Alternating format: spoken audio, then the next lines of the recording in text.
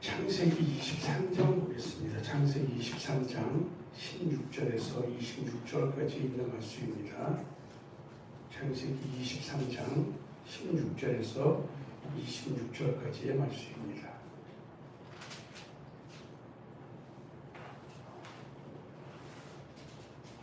제가 가진 성경으로는 구약성경 30페이지 정도 됩니다.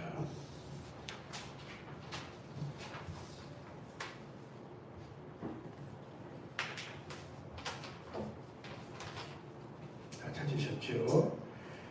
16절부터 19절까지를 제가 봉독하고 20절은 함께 합독하겠습니다. 아브라함이 에브론의 말을 쫓아 에브론이 헷 족속에 듣는 데서 말한 대로 상고에 통용하는 은 400세겔을 달아 에브론에게 주었더니 마므레 앞 막벨라에 있는 에브론의 밭을 바꾸어 그 속에 굴과 그 사방에 둘린 수목을 다 성문에 들어온 헷 족속 앞에서 아브라함의 소유로 정한지라. 그 후에 아브라함이 그 안에 사라를 가나안 땅 마므레 앞 막벨라 밭 굴에 장사하였더라. 마므레는 곧 헤브론이라. 함께 봉독합니다.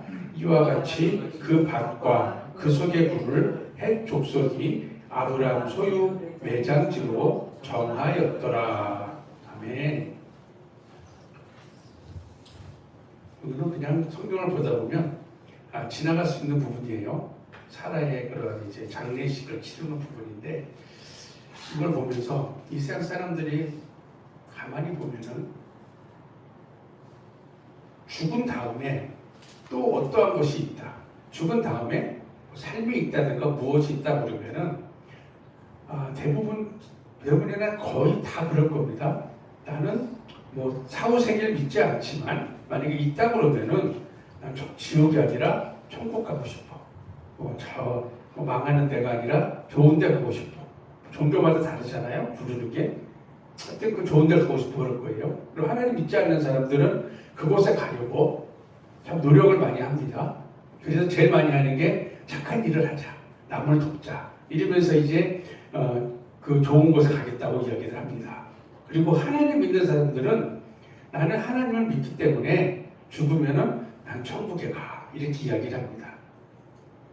그러면은 우리 하나님 믿는 사람들, 하나님 믿지 않은 사람들은 말하지 말고 믿는 사람들, 성경은 어차피 우리를 위해서 기록된 거니까 하나님 믿는 사람들이 그러면은 어떤 자격이 있어서 천국에 간다고 당당하게 말할까요? 어떤 명분이 있어서 나는 천국에 갈 수 있어 이렇게 얘기할까요? 그런 겁니다. 대부분 기독교인들은 예수님께서 십자가에서 매달리셨어. 왜? 내 죄 때문에, 나의 죄를 용서해 주시려고 십자가에서 돌아가셨기 때문에 나는 천국에 갈 수 있다고 얘기를 할 겁니다. 틀린 말은 아니에요. 이게 맞는 말입니다. 맞는 말인데 여쭤볼게요. 그럼 천국에 갈 수 있다고 그러는데 그럼 우리가 천국을 봤을까요? 봐서 갈 수 있다고 그럴까요? 아니면 내가 천국에 갈 수 있다고 하나님께서 나에게 어떠한 것을 증표를 보여주셨을까요? 아니면 나의 그냥 믿음일까요? 애매하죠? 제가 지금 여러분들의 믿음을 시험하는 게 아닙니다. 시험하려고 이렇게 하는 게 아닙니다. 이 성경은요, 정말 대단한 책입니다. 하나님은 정말 대단하신 선생님입니다. 왜냐하면 하나님은 성경을 약속을 쭉 해놓으셨죠. 이 성경 자체가 약속의 책이잖아요. 그런데 말씀만으로 안 하셨어요. 내가 너에게 이렇게 해줄게, 이렇게 해줄게. 말씀만 약속이 아니라 우리 성경을 읽는, 성경을 듣는 우리 눈높이에 맞춰서 성경에다가 그 근거를, 그 예시를 아주 잘 보여주시기 때문에 정말 대단한 책. 아까 말씀드린 것처럼 맞아요. 우리가 예수님 믿기 때문에 십자가 때문에 천국 간다는 건 맞아요. 그런데 내가 듣고만 성경을 더 읽고만 있어서 알았던 거하고 하나님이 그 천국 갈 수 있는데 내가 너의 믿음을 확실하게 하기 위해서 보여줄게 하고 다르거든요. 하나님은 보여주셨다는 거예요. 그래서 이 시간에 우리가 함께 나눈 이 말씀을 통해서 돌아갈 명분이라는 제목의 말씀으로 천국에 대한 소망, 무슨 소망을 갖고 있지만 다시 한번 확인하고 굳게 새기는 은혜의 시간이 되기를 축원합니다. 오늘 이 본문 말씀은 다른 게 아니에요. 아브라함의 아내 사라가 이제 죽었습니다. 수완이 다해서 죽었어요. 그래서 이제 매장을 해야 되는데 아브라함의 고향은 갈대아 우르 땅이잖아요. 그래서 먼 길을 좀 떠나왔어요. 그러니까 남의 땅에 살면서 어디다 함부로 매장을 하겠어요. 다 거기 내 땅이 아니라 남의 땅에 이제 얹혀 사는 상황인데 아무리 돈이 많지만 아직 내 재산이 아닌데 그래서 이제 그 마므레 앞에 막벨라가 있는 그 밭과 굴을 현지인 가나안 원주민인 에브론에게서 돈을 주고 구입하는 장면이 오늘 기록한 우리가 함께 봉독한 말씀입니다. 그 앞에 보면 우리가 봉독하기 전에 보면은 에브론이 이야기해요. 아브라함과 친분이 있으니까 아브라함과 친하니까 가까이 지냈으니까 그냥 가져. 그냥 그 땅을 너에게 매장지로 쓰라고 내줄게 그랬어요. 근데 아브라함은 그렇게 안 했어요. 아브라함은 에브론이 원하는 대로 흥정 없이 원하는 가격대로 계산해서 땅값을 지불했습니다. 여기 이제 은 400세겔이라서 이제 감이 잘 안 오는데요. 이게 이 당시에 한 사람의 1년 연봉이 약 한 10세겔 하던 때예요. 그럼 400세겔이면 거의 40년 가까운 연봉이에요. 그 당시의 가치로 보면은 사실은 이게 어떻게 보면 에브론이 아브라함에게 친한 척했지만 바가지 씌운 거예요. 왜냐하면 사무엘 하사에 보면은 다윗 왕이 인구 조사를 하고 나서 백성들이 온역으로 막 죽어나갈 때 타작마당을 샀습니다. 제가 하는 제사 드리기 위해서. 그때 지불한 게 50세겔인가 될 거예요. 그렇죠? 정확하지 않은 50세겔. 그 정도로 이제 기억을 하는데 거기에 비하면은 이미 이때 시대적으로 이게 어마어마한 앞의 시대인데도 400세겔 좋다는 거는 사실은 에브론이 잘해주면서 가격을 탁 질러버린 거예요. 그랬더니 아브라함이 그러지 말고 지금 시세가 얼마인데 이렇게 흥정을 한 것이 아니라 그래 내가 줄게 팔아 하고 원하는 대로 주고 산 거예요. 만약에 흥정을 막 했다. 얼마나 추해요. 자기 사랑하는 아내를 매장해야 되는데 흥정을 한다? 참 추해져요. 그리고 또 만약에 그냥 에브론에게 무상으로 빌려서 매장을 했다? 그럼 무슨 문제가 생겨요? 훗날 에브론이 마음이 변한다? 내 땅 내놔. 그럴 수 있거든요. 그러면 그때 가서 이미 매장한 사라를 또 다시 빼서 새로운 땅을 찾아야 되는 이런 번거롭고 참 안 좋은 일이 발생할 수 있어요. 근데 아브라함은 당당하게 샀습니다. 돈 주고 사서 사라의 매장지를 삼았어요. 이때. 그리고 약 한 38년이 지난 후에는 아브라함 자신도 이곳에 매장이 됩니다. 그 이유는 20절 하반절에 본 것처럼 헷 족속이 아브라함의 소유 매장지로 정하였더라. 이제 거기 팔아먹은 에브론뿐만 아니라 그것을 같이 본 그 모든 족속이 인정한 거예요. 이 땅은 아브라함 땅이야. 아브라함을 따라온 히브리인 사람들의 땅이야. 뭐 인정했다는 거예요.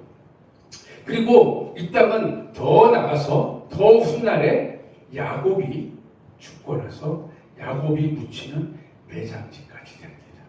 야곱은 이스라엘 역사에 그 애국까지 들어갔던 야곱이잖아요.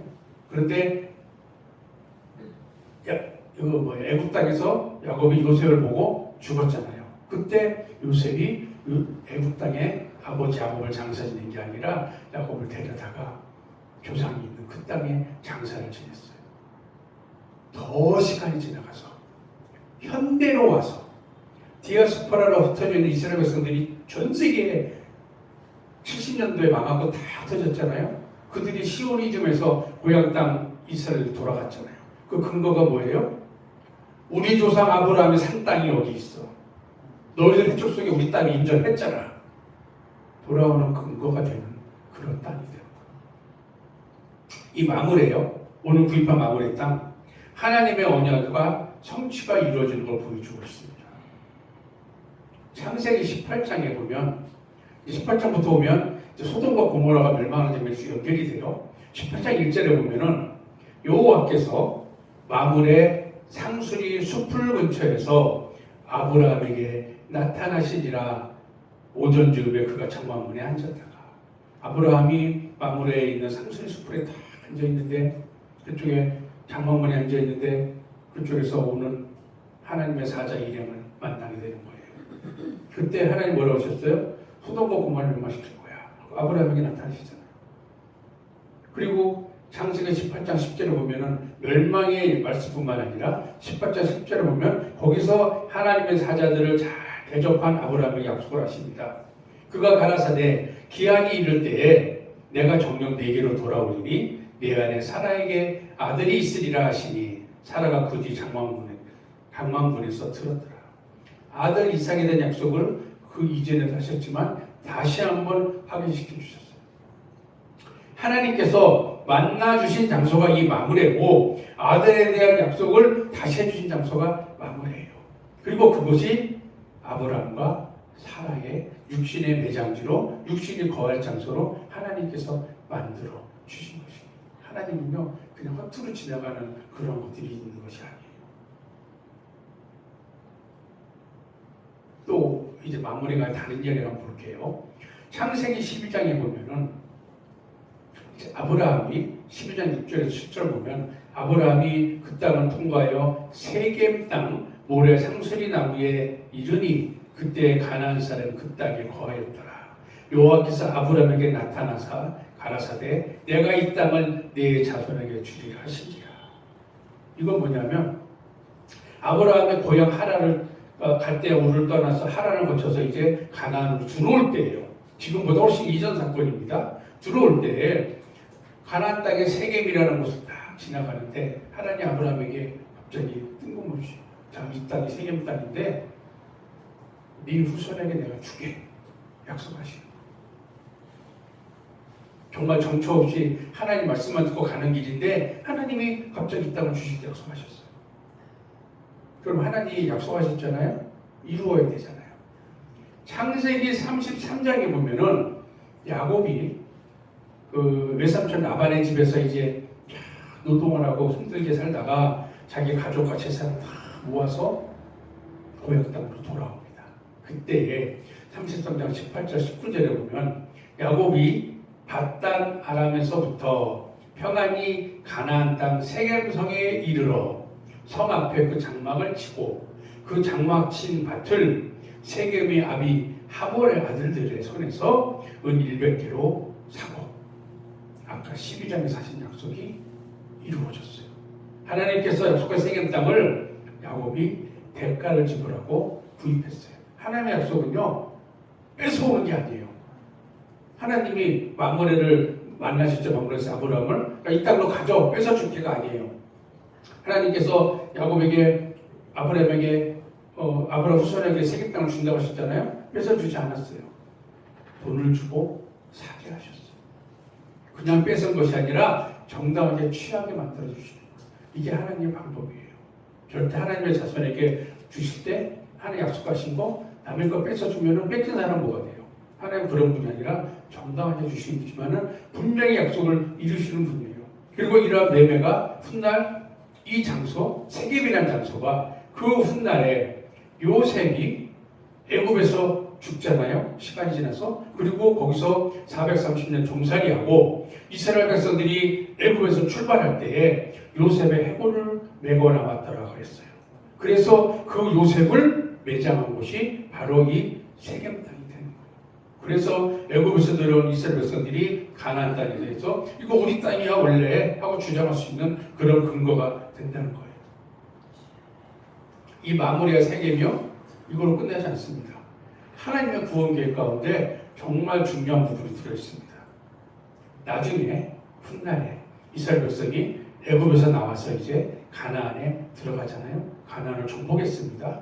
그래서 여호수아를 통해서 각 지파에게 땅을 쫙 분배합니다. 분배했을 때 하나님의 특별한 성읍 6개를 지정하세요. 아시죠?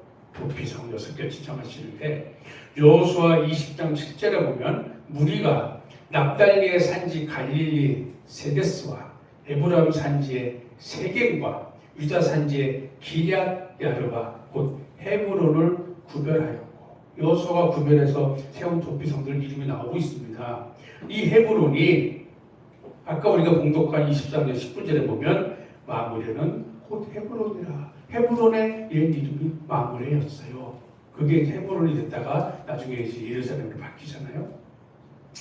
하나님께서 아브라함에게 약속하신 마므레와 세겜 땅이 나중에 이스라엘 백성들이 가나안을 전부 정복했을 때 하나님께서 도피성으로 세워주시는 거예요.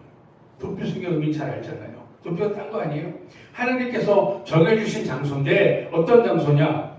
죄로부터 사면받을 수 있는 땅이에요. 죄인이 죽음을 피할 수 있는 장소가 바로 도피성이에요. 어떤 사람 도망을 가느냐? 민수기 35장 24절 25절에 보면 회중이 친자와 피를 보수하는 자 간에 이 규례대로 판결하여 이를 보수하는 자의 손에서 살인자를 건져내어 그가 피하였던 도피성으로 돌려보낼 것이요 그는 거룩한 기름 부음을 받은 대제사장의 죽기까지 거기 거할 것이니라. 이게 이제 내용이 조금 어려운데 성경 구절이 무슨 말이냐면 내가 저 사람을 죽이겠다고 처음부터 계획해서 죽인 게 아니라 실수로 죽일 때가 있어요. 그렇잖아요. 산에서 나무하다가 나무로 도끼를 죽는데 도끼가 쑥 빠져 도끼단이 날아가서 옆에 있던 같이 일하던 인부를 맞아 죽을 수도 있어요. 또 산에서 나무를 하는데 비키세요 그랬는데 못 비켜서 무너진 나무에 빨리 죽을 수도 있어요. 그러면은 이스라엘 2대 율법을 보면 뭐예요?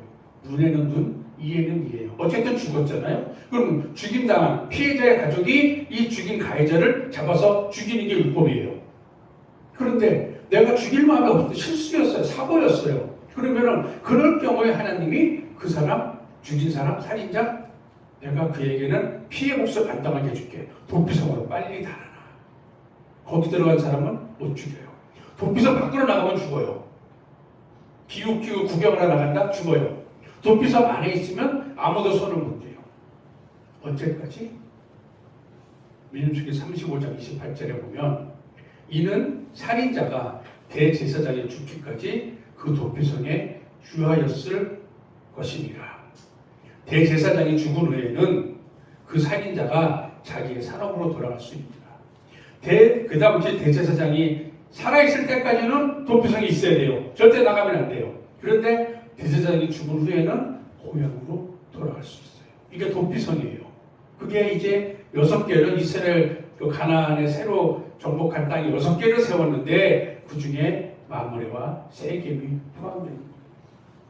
도피성은요 하나님께서 생명을 살려주시는 성읍으로 세우신 거예요. 죽을 수밖에 없는 우리에게 새로운 삶과 생명을 얻을 수 있게 해주시는 약속의 장소가 바로 도피성이에요. 어떤 사람이 도망가셨어요? 고향에서 실수로 살인한 사람. 그래서 자기가 죽임당할까봐, 복수당할까봐, 율법에서 죽임당할까봐 도피성으로 찾아간 이스라엘 백성들이 그곳으로 들어가는 거예요. 우리랑 상관이 있을까요? 꼭 그 시대에 하나님만 도피성이지? 하나님께서 인간에게 고향 땅을 처음 만들어 주셨어요. 아름다운 에덴 동산. 그런데 사단의 유혹에 빠져가지고 선악과를 따먹는 살인을 저질렀어요. 왜 살인이에요? 하나님의 정령 죽으리라 했잖아요. 따먹었잖아요. 내 영혼을 하나님과 단절시켜서 죽게 만든 살인을 저질렀어요. 아담과 하와가. 그럼 어떻게 해야 돼요? 죽음을 피해 달아나야죠. 그래서 그 이후에 멸망당을 피해서 도피성 되시는 예수님 품으로 찾아가는 거예요. 죽임을 당하지 않아야 되니까. 왜? 옆에서 참수하는 사단은 제가 살인했어요. 쟤를 죽여야 돼요. 율법대로 하면은 죽으면 죽음이에요. 쟤를 죽여야 돼요. 참수할 거니까. 그리 달아나는 거예요. 주님 품 안으로 우리가 피해 있는 거예요. 이 도피성은요, 가나안 땅 6개가 있지만 하나님이 정말 대단하게 정하신 게 이스라엘 어느 지역에 있든지 하루길이면 다 올 수 있는 거리에 도피성이 있어요. 내가 저 다른 지역 가서 사고를 쳤더라도 거기서 가까운 도피성 하루길이면 갈 수 있게 하나님이 전국의 6개를 고르게 베풀어 놓으신 거예요. 왜냐? 며칠 걸려가면 가다가 잡혀 죽을 수 있잖아요. 그러니까는 생명이 위급하기 때문에 빨리 갈 수 있게 만들어 놓으신 거예요. 도피성 된 예수님이요, 언제나 이렇게 우리 가까이 계세요. 내가 요청하면은 바로 만났습니다. 우리가 요청을 안 할 뿐이지 예수님을 외면하지 않으세요. 죄를 지어는 산이나 이스라엘 백성이 급하게 생명의 위협을 느끼고 부지런히 달아나서 하루길에 도착하는 도피성처럼 우리의 도피성 된 예수님은 언제나 우리 가까이 계시고 만날 수 있는 것입니다. 예레미야 29장 12절 13절 말씀입니다. 너희는 내게 부르짖으며 와서 내게 기도하면 내가 너희를 들을 것이요 너희가 전심으로 나를 찾고 찾으면 나를 만나리라. 기다리시는 거예요. 네가 도피성인 나에게 언제 올래? 난 항상 네 가까이 있어. 네가 손만 뻗으면 돼. 기다리신다는 거예요. 그리고 아까 우리가 민수기 39장 18절을 같이 읽었지만 도피성이 언제까지 있어야 된다고요? 대제사장이 죽을 때까지. 그 전에 나가면 죽어요. 예수님 분명 피했는데 다시 내가 예전에 고향에서 어떻게 살았더라고 삐죽이 다시 구경하러 간다? 죽어요. 주님 품 안에 돌아왔는데 다시 내가 옛날에 사는 습관대로 한번 가볼까? 어떻게 변한다? 구경할까? 지금 나를 찾을까? 옛날처럼 재밌을까? 나가면 사단이 헐렁 잡아요. 부모 떠나면 안 돼요. 그리고 대제사장이 죽을 때까지 그곳에 있어야 돼요. 대제사장이 누구예요? 히브리서 8장 1절에 말씀하고 계세요. 이제 하는 말의 중요한 것은 이러한 대제사장이 우리에게 있는 것이라. 그가 하늘에서 위엄의 보좌 우편에 앉으셨어요. 영원한 대제사장으로 예수님이 되신 거예요. 그러면 지금 그분 품에 도피성에 잘 숨어 있는데 그분이 죽어야 내가 고향에 갈 수 있대요. 그분이 죽어야.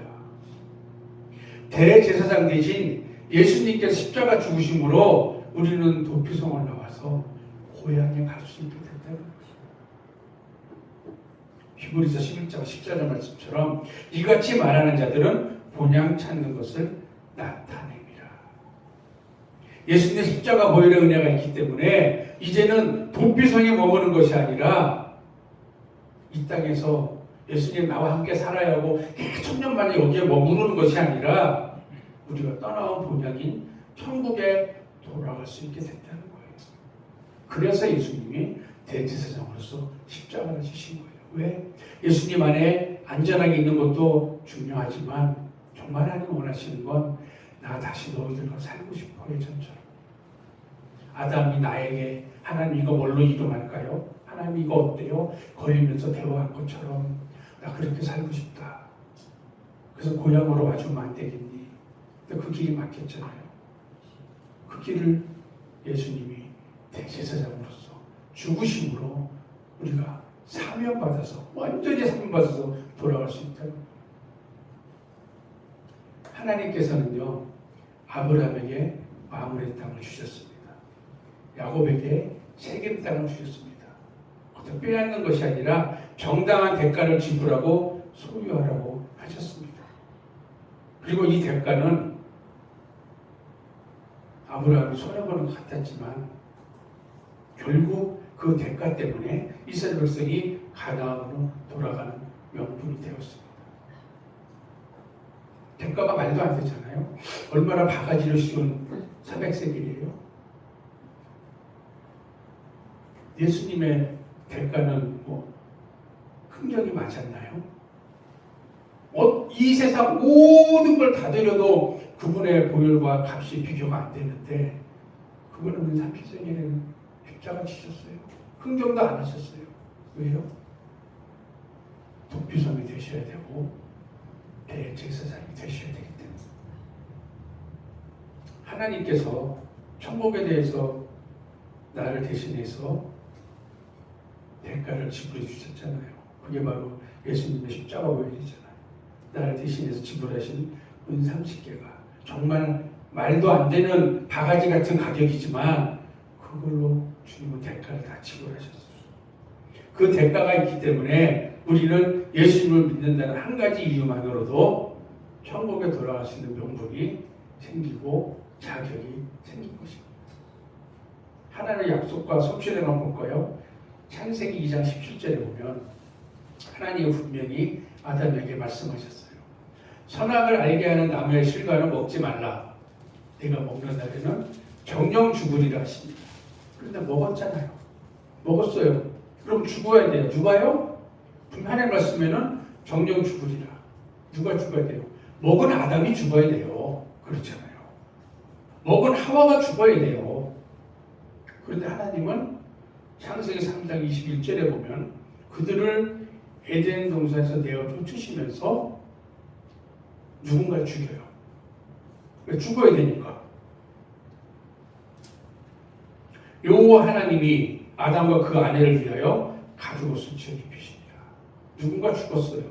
정령 죽으리라 하나님이 하셨어요. 내가 아담과 너희를 죽여야 되는데 내 사랑하는 나를 닮은 형상이니까 누군가 죽어야 되는 공의는 이루어져야 되니까 내가 대신 다른 동물을 죽였어. 그게 증거로 가죽옷이 생긴 거야. 절대 가죽옷은 그냥 못 벗어주잖아요. 죽어야 되잖아. 그것은 또 뭐예요? 하나님 본보기예요. 하나님은 통계를 보여주고 계시는 거예요. 누가 죽어야 돼요? 그거 죽였어요. 가죽옷을 주셨어요. 그걸 또 보여주는 게 뭐예요? 히브리서 9장 15절에 이를 위하여 그는 새 언약의 중보니 이는 첫 언약 때에 범한 죄를 속하려고 주구사 부르심을 입은 자로 하여금 영원한 기업의 약속을 얻게 하려 하십니다. 그것이 이제 전 인류에게 해당될 수 있도록 예수님 자신이 죽으신 거예요. 그래서 다시 영원한 기업을 약속을 얻게, 다시 우리가 에덴 동산에 돌아갈 수 있게, 도피성을 나와서 내 본향 땅을 돌아갈 수 있게 그분이 죽으신 거예요. 하나님의 약속을 이렇게 순차적으로 보여주면서 이루어가시고 절대 말씀으로 끝나지 않아요. 그래서 이 본향에 대해서 히브리서 11장 16절은 이렇게 말씀하고 있어요. 저희가 이제는 더 나은 본향을 사모하니 하늘에 있는 것이라. 그러므로 하나님이 저희 하나님이라 일컬음 받으심을 부끄러워 아니하시고 저희를 위하여 한 성을 예비하였느니라. 그들이 이 땅에 살면서 믿음을 지키는 이유가 뭐예요? 내 저 본향을 가고 싶어. 내가 육신에 태어난 본향이 아니라 하늘에 있는 저 본향을 돌아가고 싶어. 옛날 아담이 하나님과 거닐었던 그곳에 난 가고 싶어 하는 꿈을 갖게 된 거예요. 그리고 그 꿈에 대해서 예수님도 말씀하셨어요. 요한복음 14장 3절에 가서 너희를 위하여 처소를 예비하면 내가 다시 와서 너희를 내게로 용접하여 나 있는 곳에 너희도 있게 하리라. 예수님 약속하시잖아요. 내가 지금 가는 건 영원히 너희와 단절이 아니야. 내가 가서 너희 있을 곳을 멋있게 지어놓게, 완성되면 내가 너희를 데리러 올게 하는 약속이 있었어요. 그것을 하나님은 거기까지 끝나면은 이것도 좀 애매한데 그러잖아요. 하나님은 그래서 누군가에게 그 처소를 보여주셨어요. 본 사람이 기록을 했어요. 그래야 우리가 믿죠. 믿으면 확실해지죠. 안 보고도 믿지만 확실해지지 않겠어요? 그래서 하나님이 보여준 실물이 있어요. 계시록 21장 2절에 또 내가 몸에 거룩한 성 새 예루살렘이 하나님께로부터 하늘에서 내려오니 그 예비한 것이 신부가 남편을 위하여 단장한 것 같다. 하나님이 사도 요한을 통해서 천국에 있는 거룩한 성 새 예루살렘을 보여주셨어요. 너희들이 꿈꾸는 하늘에 있는 본향이 여기야. 예수님이 약속하신 예비하시는 처소가 여기야. 하늘바다 삼층천국 갔다 왔잖아요. 예수님도 한산 가운데 하늘 천국을 상고를 보고 기록했잖아요. 하나님은 성경 곳곳에 이렇게 써놓으시는 거예요. 하나님의 말씀만 가지고도 의심할 사람이 있을까봐 보여주는 거예요. 자, 이렇게 생겨. 이게 있어. 이 모양이 있을 거야. 자세한 기록은 에스겔이 하나님이 또 에스겔 때 기록하고 계셨잖아요. 천국의 모양에 대해서. 자, 이렇게 생긴 거니까 너희들은 올 거야 하고 보여준다는 거예요. 하나님은 이렇게 해서 믿는 사람들이 막연하지 않고 천국에 들어갈 수 있는 명분을 만들어 주시는 거예요. 내가 저기 갈 수 있어. 맞아. 내가 하나님 보여주셔서 갈 수 있어. 그리고 그걸 하나님은 사주셨어. 나한테. 사주셨어. 거저 뺏은 게 아니라 사주셨어. 사단은 그래서 더 이상 거기에 대해서 참소할 수가 없는 것입니다. 히브리서 9장 22절에 율법의 기염함이 기록되어 있거든요. 율법을 쫓아 거의 모든 물건이 피로서 정결케 되나니 피 흘림이 없은즉 사함이 없느니라. 누가 죽지 않으면 죄사함이 일어나지 않아요. 이스라엘 율법은 뭔가가 죽어서 그 피를 뿌려서 피로 사함을 해야 돼요. 그런데 거기에 대해서 히브리서 13장 12절은 그러므로 예수도 자기 피로써 백성을 거룩해 하려고 성문 밖에서 고난을 받으셨습니다. 예수님 피로써 우리가 천국 갈 수 있는 대가를 지불하시고 마무리와 세겜을 사는 대가를 지불하시고 그것에 도피성이 되어주시고 그 다음에 대제사장 되셔서 죽으심으로 우리에게 모든 것을 지불하시고 천국에 갈 수 있도록 길을 열어주셨다. 하나님께서요, 죄된 것들은 피를 통해서만 정결케 된다고 율법에 분명히 말씀하셨고 그 피를 죄인이 내가 아닌 예수 그리스도께서 대신 흘려주심으로 죄의 대가를 완벽하게 지불하신 거예요. 그래서 누가 봐도 이제 아브라함의 소유매장지가 됐다. 예수님이 사실 매장지가 됐더라. 그곳이 도피성이 되었더라. 그리고 그곳에 대제사장 예수님이 돌아가셨기 때문에 너희는 고향 땅에 돌아갈 수 있다가 됐다는 거예요. 그래서 우리는 지난날의 범죄함에도 불구하고 돌아갈 본향인 새 예루살렘성에 들어갈 수가 있는 것입니다. 사단이 얼마나 집요하게 참소해요. 자꾸 이걸 잊어버리게 하잖아요. 자꾸 참소를 해요. 우리의 죄에 대해서 자꾸 생각나게 하고. 그럴 때 우리는 로마서 8장 2절에 있는 것처럼 이는 그리스도 안에 있는 생명의 성령의 법이 죄와 사망의 법에서 너를 해방하였음을 선포할 수 있다는 거예요. 성경 본문에는 너를 해방하였다고 했어요. 이거 우리 사단에게 선포할 때 뭐라고 그래요? 나를 해방하였다. 나를 저희 지나간 저 사람이 아니라 나를 해방하였다고 선포할 수 있는 거예요. 당당히. 왜? 돈 주고 샀잖아 우리가 권리를. 예수님이 핏값 주고 샀잖아. 나에게 주셨잖아 권리를. 그러니까 나는 갈 수 있다는 거예요. 사랑하는 하나님의 성도님들, 우리에게는 분명한 명분이 있습니다. 하나님께서 대가를 지불하신 후에 마므레와 세겜을 도피성으로 세워주셨습니다. 그리고 우리는 그 도피성에 머물고 있습니다. 그러나 하나님께서는 도피성에 사는 것으로 끝내지 않으시고 우리가 그리워하는 본향에 돌아갈 수 있도록 예수님의 십자가 보혈로 그 대가를 대신 지불하여 주셨습니다. 이제 우리는 그 보혈에 힘입어서 본향으로 돌아갈 수 있게 되었습니다. 따라 천국에 못 갈까봐 걱정할 필요가 전혀 없는 것입니다. 또 사단이 참소하는 것처럼 너는 천국에 갈 자격이 없어? 이것에 매일 필요가 없는 것입니다.